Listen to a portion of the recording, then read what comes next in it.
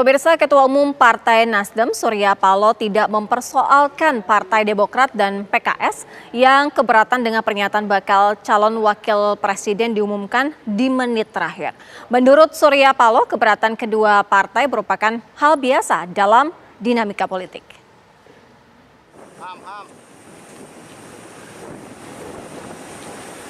Saat berkunjung ke Kota Medan dalam rangka menghadiri kegiatan orientasi calon legislatif Partai Nasdem Sumut, Ketua Umum Partai Nasdem Surya Paloh menjelaskan pihaknya benar-benar ingin mendapatkan figur yang paling tepat dan terbaik untuk mendampingi Anies Baswedan pada pemilu Capres 2024 mendatang.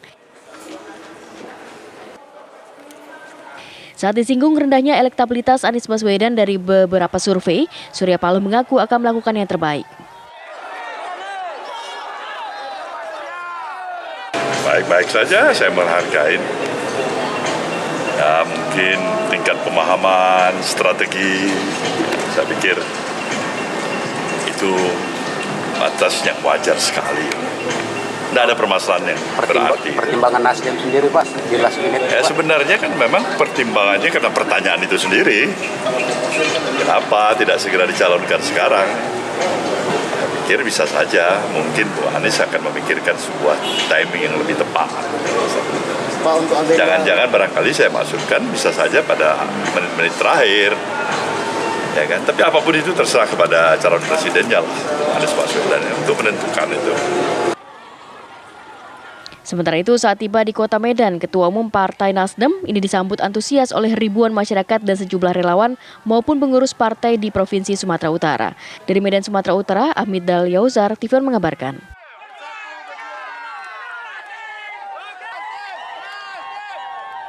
Bakal calon Presiden Anies Baswedan masih belusukan di Situbondo, Jawa Timur.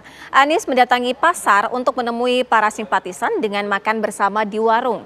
Anies berharap pasar tradisional tetap dipertahankan kelestariannya dan lebih tertata kebersihannya.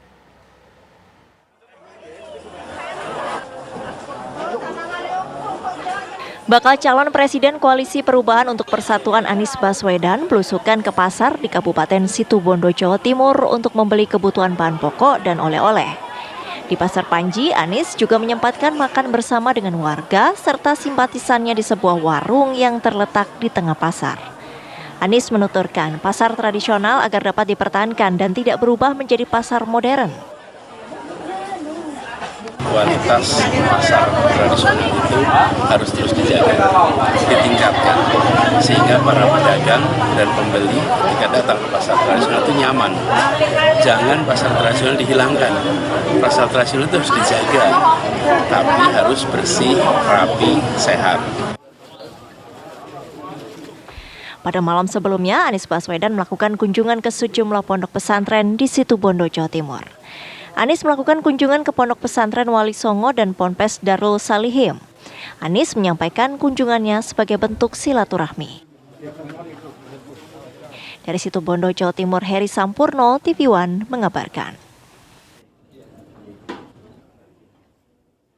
Ganjar Pranowo berkomitmen untuk memberikan perlindungan kepada anak. Bersama pemerintah Kabupaten Pati, Ganjar mendeklarasikan stop perkawinan, kekerasan, dan pekerja anak melalui sejumlah program.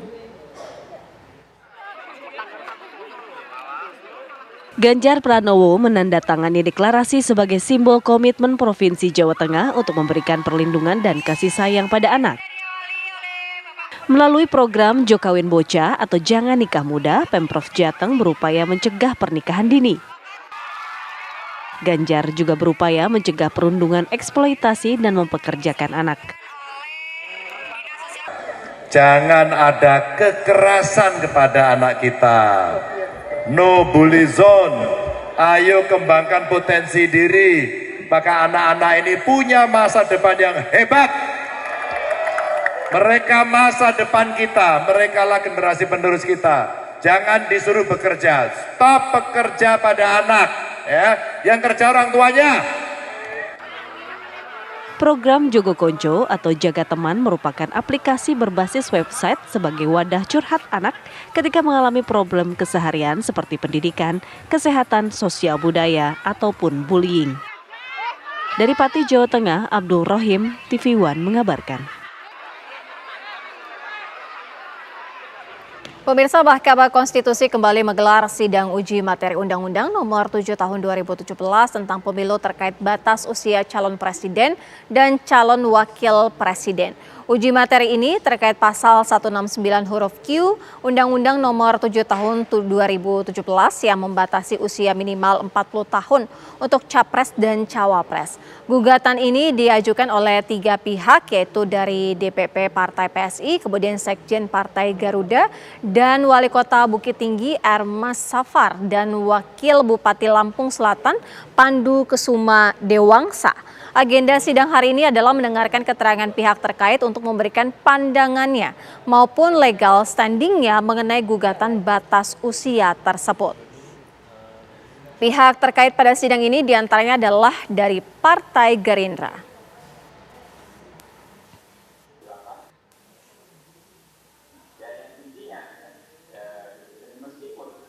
Lalu bagaimana jalannya sidang uji materi Undang-Undang Pemilu mengenai batasan usia capres, cawapres? Kita tanyakan langsung kepada rekan kami Fatima Albar yang saat ini berada di gedung MK. Fatima, apa informasi terbaru mengenai agenda sidang hari ini?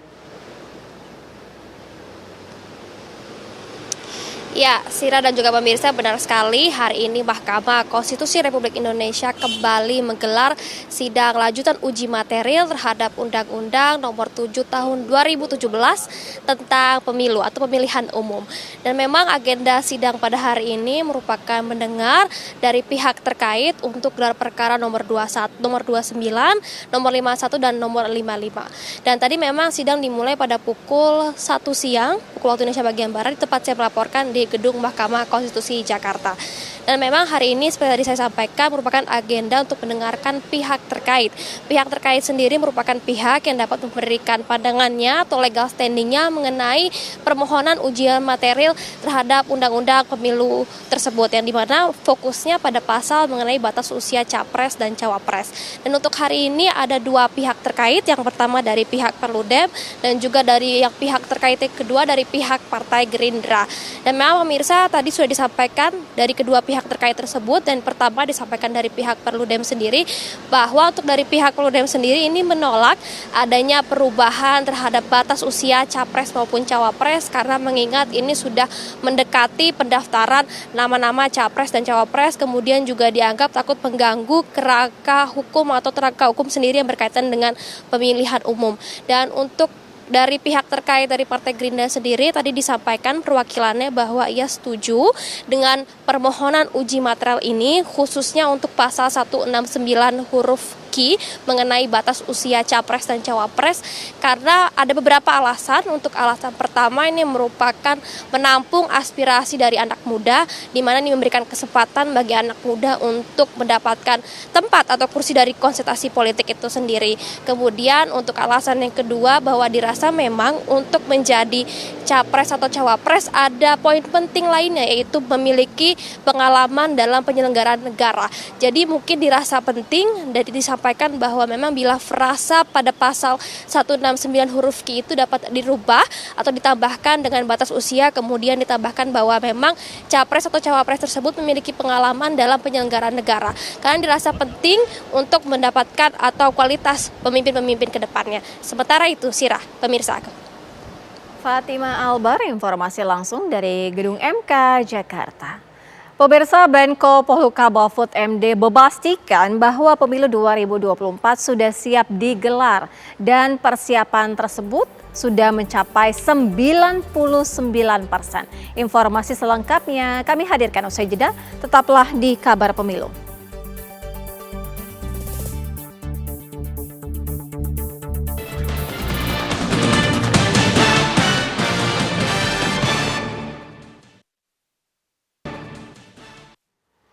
Barreskrim Polri mengambil alih seluruh laporan terhadap Rocky Gerung yang diajukan ke sejumlah Polda di tanah air. Tak mengusut soal penghinaan presiden, penyidik Barreskrim kini mulai menyelidiki laporan terkait penyebaran berita bohong.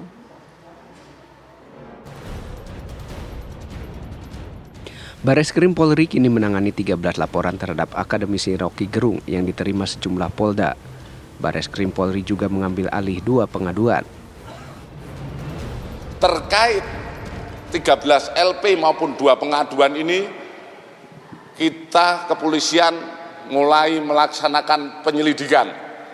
Ya, kita melaksanakan penyelidikan dan teknis lebih lanjut tentu saja beberapa LP dan pengaduan ini akan kita tarik ke Bareskrim untuk penyidikan lebih lanjut, di mana kita tidak membedakan itu laporan polisi ataupun pengaduan, karena dua-duanya ini juga menjadi dasar kita melaksanakan penyelidikan lebih lanjut. Dari 13 laporan, 1 laporan diterima Bareskrim dan 12 laporan tersebar di Polda Metro Jaya, Polda Sumatera Utara, Polda Kalimantan Timur, dan Polda Kalimantan Tengah. Bareskrim mengambil alih laporan dari sejumlah polda untuk mengusut apakah ada tindak pidana sesuai laporan, yaitu penyebaran berita bohong. Kita melihat apakah ini ada unsur pidana atau perbuatan melawan hukum atau tidak. Tentu saja setelah kita melaksanakan penyelidikan, tentu saja nanti ada langkah-langkah penyelidikan maupun penyidikan yang akan kita laksanakan. Yang dilaporkan adalah terkait dengan menyebarkan berita bohong, kemudian di mana termaksud dalam pasal 14, 15 Undang-Undang Nomor 1 Tahun 46. Jadi ini yang dilaporkan. Kalau yang kita ketahui bersama, kalau itu pencemaran nama baik seseorang dan lain sebagainya, itu merupakan delik aduan. Tentu saja yang bisa mengadukan adalah orang yang merasa dirugikan. Menyusul rentetan pelaporan terhadap dirinya, Rocky Gerung memberikan klarifikasi dan menyampaikan permintaan maaf. Saya bisa duga bahwa kasus ini akan berlanjut menjadi kasus hukum. Oke, saya terima kasus itu. Jadi poin saya adalah, sekali lagi saya garis bawahi, saya minta maaf karena peristiwa itu membuat perselisihan ini makin menjadi-jadi itu. Itu intinya itu. Dan tentu ini berbahaya di dalam tahun-tahun berikutnya. Kenapa? Karena di belakang kasus ini berbagai macam kepentingan ngincar untuk mengeksploitasi itu. Tapi saya tidak akan berhenti menjadi pengkritik. Itu dasarnya itu. Pihak PDI Perjuangan yang sebelumnya juga melaporkan ke polisi merespons klarifikasi Rocky Gerung. Ya, budaya Timur, kita kan sebagai insan yang bertakwa pada Tuhan, saling memaafkan itu kan bagus. Maaf-memaafkan, jadi ketika Bung Rocky Gerung sudah meminta maaf, apalagi sekiranya itu dilakukan dengan kesadaran nurani yang bening, bahwa sebagai bangsa Timur kita harus menyampaikan hal-hal yang positif, apalagi ini berkaitan dengan sosok presiden, ya itu merupakan hal yang baik. Kritik keras Rocky Gerung dilontarkan saat mengisi acara di hadapan buruh di Bekasi, Jawa Barat. Tim TV One mengabarkan. Menko Polhukam Mahfud MD memastikan bahwa pemilu 2024 sudah siap digelar dan persiapan tersebut sudah mencapai 99%. Menko Polhukam meminta kepada penyelenggara dan rakyat agar pelaksanaan pemilu dilakukan secara berkualitas. Berikut pernyataan Mahfud MD. Tahun 2024 itu insya Allah 99% sudah siap dan jadi, insya Allah, sehingga jangan ada keraguan. Yang kedua, untuk membekali kepada para petugas dan kepada rakyat agar dilaksanakan pemilu yang berkualitas, baik kepada penyelenggara maupun kesadaran rakyat sendiri untuk berpemilu. Kami berkeliling ke berbagai tempat, terutama di daerah-daerah yang pemilunya selalu meriah dalam arti semangatnya berlebih dibandingkan dengan daerah-daerah lain pada umumnya dan penduduknya padat seperti di Jawa. Pemirsa, komunitas relawan bakal calon presiden semakin aktif mengadakan sosialisasi ke masyarakat. Beragam acara digelar untuk mengenalkan sosok pilihan mereka hingga ke pelosok daerah. akhirat, di dunia juga kita hadir di sini ini juga menciptakan surga. Relawan Ganjar Pranowo yang biasa disapa Mak Ganjar membagikan 250 bibit pohon cabai bagi warga di kawasan Tegal Alur, Kalideres, Jakarta Barat. Kegiatan ini sebagai bentuk mengantisipasi kenaikan ketahanan pangan khususnya cabai di Jakarta dan juga wilayah Jakarta Barat. Kegiatan ini diikuti puluhan emak-emak yang serius mengikuti rangkaian program petik masak dari Mak Ganjar, mulai dari pelatihan budidaya tanaman cabai hingga praktik menanam bersama-sama.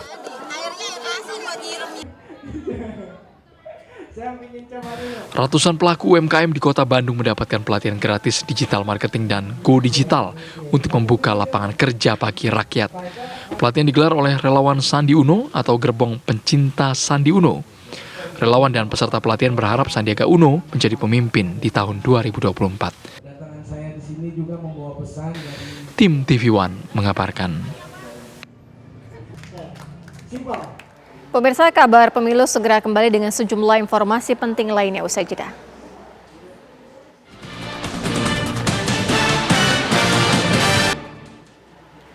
Pemirsa, Komisi Pemilihan Umum Kabupaten Tuban menemukan masih ada 41 bacalek DPRD Kabupaten yang belum memenuhi syarat. Sementara sebanyak 577 bacalek dari 17 dinyatakan telah memenuhi syarat. Saat ini pihaknya tengah melakukan pencermatan rancangan DCS. Tahapan ini bergulir mulai 6 hingga 11 Agustus 2023. Dalam tahapan ini, pihak parpol masih bisa melakukan perbaikan.